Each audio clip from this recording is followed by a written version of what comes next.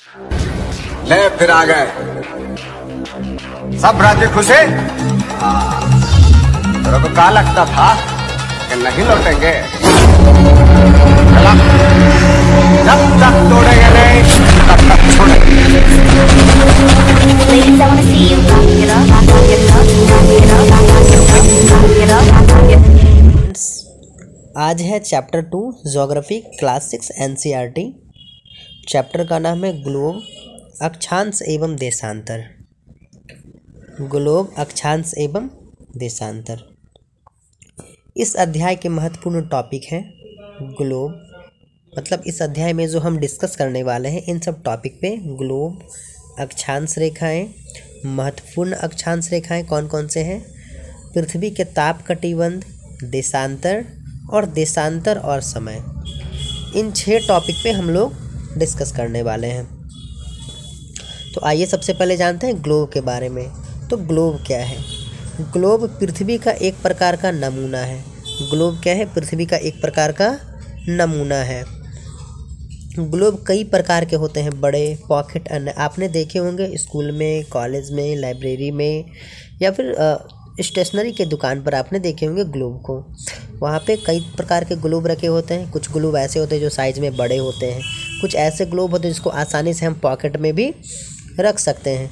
Globe स्थिर नहीं होते। ग्लोब में आप देखेंगे ये स्थिर नहीं होते, ये घूमते रहते हैं, रोटेट करते हैं।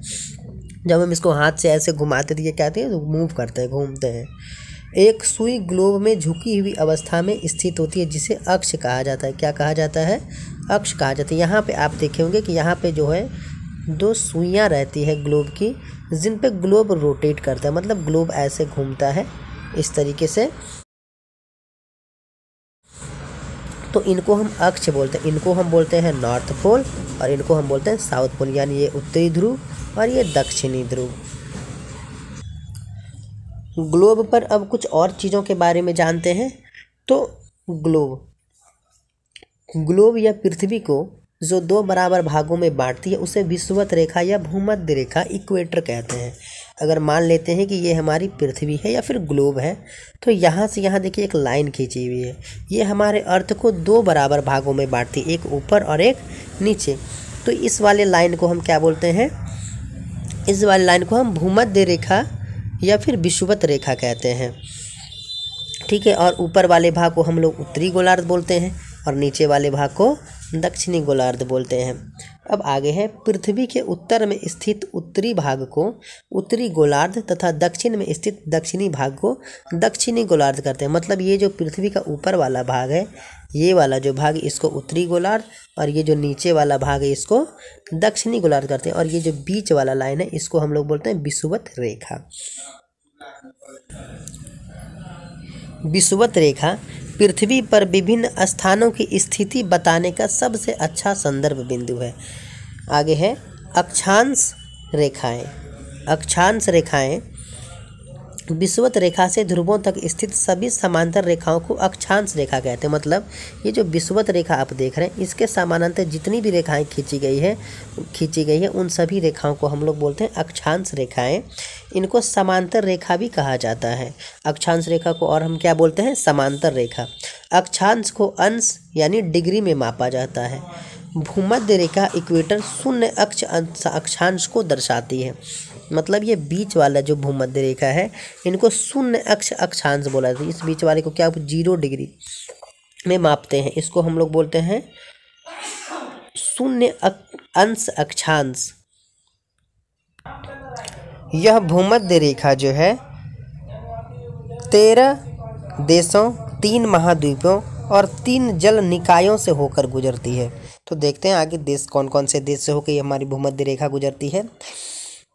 तो इसमें पहला देश है इक्वाडोर, दूसरा है कोलंबिया, तीसरा ब्राज़ील, चौथा साओ टीम, 5वां प्रिंसिपे, 6ठा गैबॉन, 7वां कैंगे गठारास, Uganda, Kenya, Somalia, Maldives, Indonesia और किरिबाती। इन सब देशों से होकर भूमध्य रेखा गुजरती है। आगे देखते हैं महाद्वीपों के नाम, किस किस महाद्वीप से होकर भूमध्य रेखा गुजरती है। तो पहला है एशिया महाद्वीप, दूसरा है अफ्रीका महाद्वीप और तीसरा है दक्षिण अमेरिका महाद्वीप। अब आगे देखते हैं कौन कौन से जल निकाय से होकर गुजरती है। तो अटलांटिक जल निकाय, अटलांटिक महासागर, प्रशांत महासागर और हिंद महासागर। तो इन 3 जल निकायों से होकर गुजरती है, 3 महाद्वीपों से होकर गुजरती है और 13 देशों से होकर ये भूमध्य रेखा गुजरती है। दोस्तों, आप साथ साथ में नोट्स भी बनाते चलें ताकि आपको स्टडी करने में और ज़्यादा आसानी हो। आगे जानते हैं इक्वेटर, अर्थात भूमध्य रेखा से दोनों ध्रुवों के बीच की दूरी पृथ्वी के चारों ओर के वृत्त का 1/4 है। अतः इसका माप 360 डिग्री का 1/4 अर्थात 90 डिग्री होगा। 90 डिग्री उत्तरी अक्षांश उत्तर ध्रुव को दर्शाता है, यानी यहाँ पे जो आप देख रहे हैं 90 डिग्री एन, ये उत्तरी अक्षांश उत्तरी ध्रुव को दर्शाता है और ये दक्षिणी अक्षांश दक्षिणी ध्रुव को दर्शाता है। अब इस फिगर में जानते हैं कि भूमध्य रेखा, ये जो रेखा आप देख रहे हैं भूमध्य रेखा, ये जो रेखा आप देख रहे हैं भूमध्य रेखा, इसके ऊपर है कर्क रेखा और नीचे की तरफ है मकर रेखा, यानी 23.5 डिग्री यहाँ पे कर्क रेखा और 23.5 डिग्री मकर रेखा। आपको बता दें कि हमारी पृथ्वी जो है 23.5 डिग्री वो अपने अक्षांश पे झुकी हुई है। ऊपर देख रहे हैं 66.1/2 उत्तरी ध्रुव और 66.1/2 दक्षिणी ध्रुव। कर्क रेखा यह भारत के 8 राज्यों से होकर गुजरती। आप यहाँ पे देख रहे हैं इंडिया का जो ये मैप बना हुआ है नीचे, ये जो इंडिया का मैप है ये 8 राज्यों से होकर गुजरती। ये जो कर्क रेखा यहाँ से आप देख रहे हैं ये 8 राज्यों से होकर गुजरती है। कौन कौन से राज्य हैं?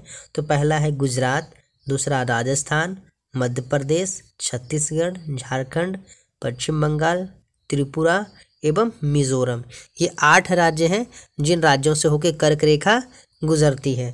आगे है कि मकर रेखा, आप देख रहे हैं कि ये जो रेखा है ये मकर रेखा है। ये मकर रेखा किन किन देशों से होकर गुजरती है? तो ये 10 देश से होकर गुजरती है। पहला है ऑस्ट्रेलिया, मेडागास्कर, मोजाम्बिक, दक्षिण Africa, Botswana, Namibia, Brazil, Paraguay, Argentina और चिली। ये 10 देश हैं जिनसे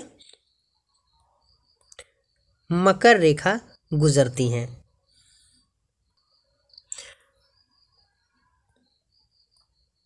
अब आगे है पृथ्वी के ताप कटिबंध। आप यहाँ पे देख रहे हैं कि ये सन है हमारा और ये हमारी पृथ्वी है।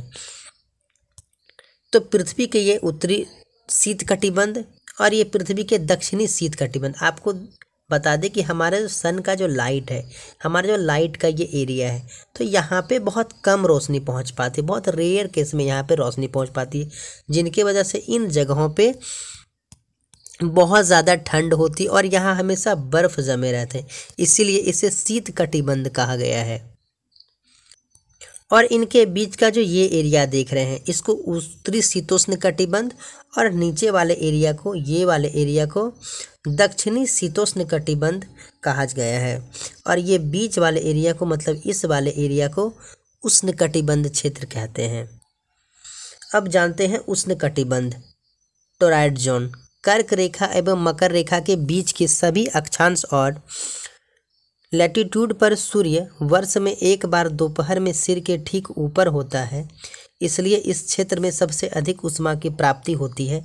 इसी को उष्ण कटिबंध कहा जाता है। क्या कहा जाता है? उष्ण कटिबंध।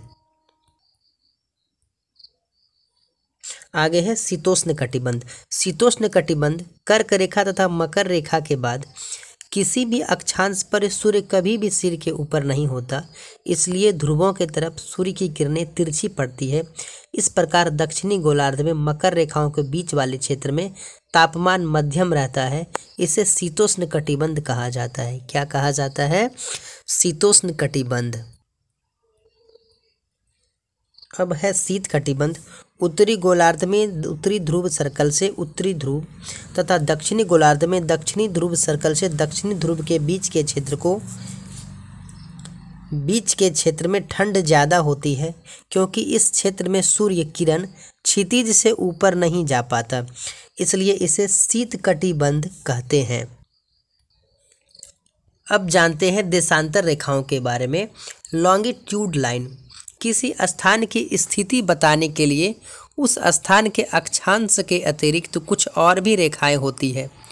उत्तरी ध्रुव से दक्षिणी ध्रुव को मिलाने वाली 360 डिग्री रेखाओं को देशांतर रेखा कहते हैं।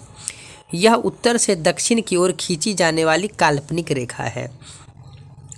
यह अर्धवृत्त के तथा इसके बीच की दूरी ध्रुवों के बढ़ने पर घटती है अथवा घटती जाती है तथा ध्रुवों पर शून्य हो जाती है, जहाँ सभी देशांतरी याम्योत्तर आपस में मिलती है। नेक्स्ट है कि ये जो आप रेखाएं देख रहे हैं, ये रेखाएं जो हैं यहाँ पे ध्रुवों से होकर ये आपस में ध्रुवों पे मिल जाती है। तो यहाँ पे धीरे धीरे इनकी जो दूरी है वो धीरे धीरे कम होते जाती है। यहाँ पे कम होते होते ये ध्रुव पे पहुँच जाता है और यहाँ पे बीच में जो इसकी दूरी है बढ़ती जाती है। तो इनको हम देशांतर रेखा कहते हैं। इनके बीच की जो दूरी है, दो देशांतर रेखाओं के जो बीच की दूरी है यहाँ पे 111.32 किलोमीटर है। कितना किलोमीटर है? 111.32 किलोमीटर। मतलब यहाँ से जो इसके बीच की दूरी है वो 111.32 किलोमीटर है।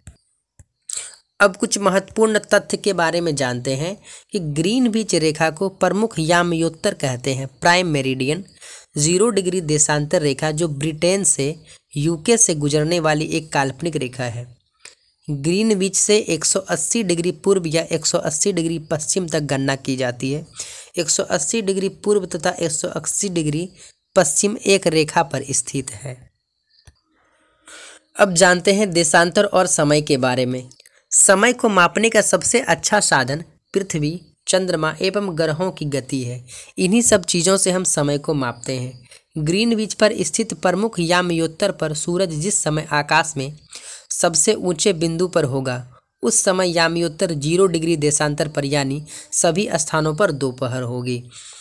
वह स्थान जो ग्रीनविच से पूर्व में है उनका समय ग्रीनविच के समय से आगे होता है तथा जो पश्चिम में है उनका समय पीछे होता है।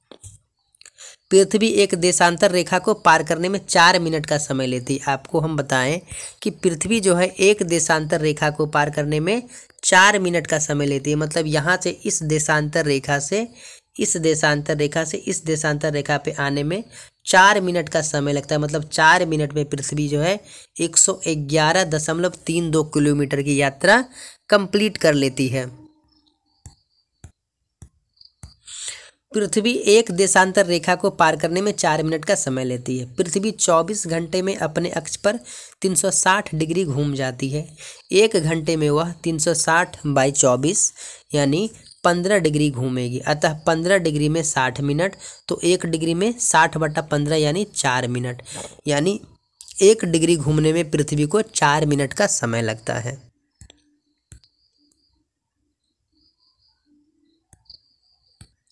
उदाहरण के लिए हम किसी देश जैसे भारत को लेते हैं तो ग्रीनविच रेखा से पूर्व में है, इसलिए भारत का समय ग्रीनविच से 5.5 घंटा आगे है।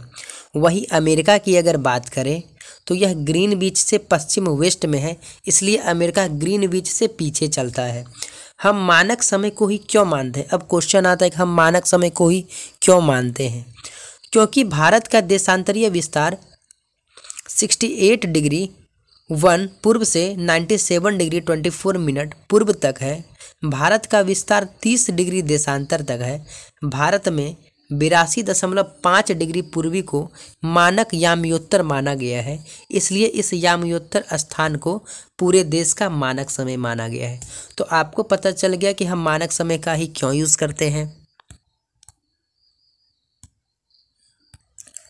अब कुछ VVI पॉइंट हैं जिनको कि नोट करके लिखा गया है। भारत में 82.5 डिग्री या 82.1/2 डिग्री याम्योत्तर रेखा 5 राज्यों से होकर गुजरती है। ये जो याम्योत्तर रेखा है, ग्रीनविच जो लाइन है, वो 5 राज्यों से होकर गुजरती है। पहला है उत्तर प्रदेश, दूसरा मध्य प्रदेश, तीसरा छत्तीसगढ़, चौथा उड़ीसा और 5वां आंध्र प्रदेश। नोट: भारत ग्रीनविच रेखा के पूर्व 82 डिग्री 30 मिनट में स्थित है तथा यहाँ का समय ग्रीनविच से 5 घंटा 30 मिनट आगे है। रूस में एक से अधिक टाइम जोन है जिनकी संख्या 11 है। आपको बता दें कि पृथ्वी पर जो सबसे बड़ा देश है वो रूस है, और रूस एक ऐसा देश है जहाँ पे एक ही समय पे आधे भाग में दिन होता है तो आधे भाग में रात होती है। तो इस तरीके से आज आपका class 6 NCERT geography chapter 2 complete हो गया। आप लोग पढ़ें, साथ में नोट्स भी बनाएं, और अगर आपका कोई क्वेश्चन है तो उसको कमेंट में ज़रूर करें। थैंक यू, धन्यवाद।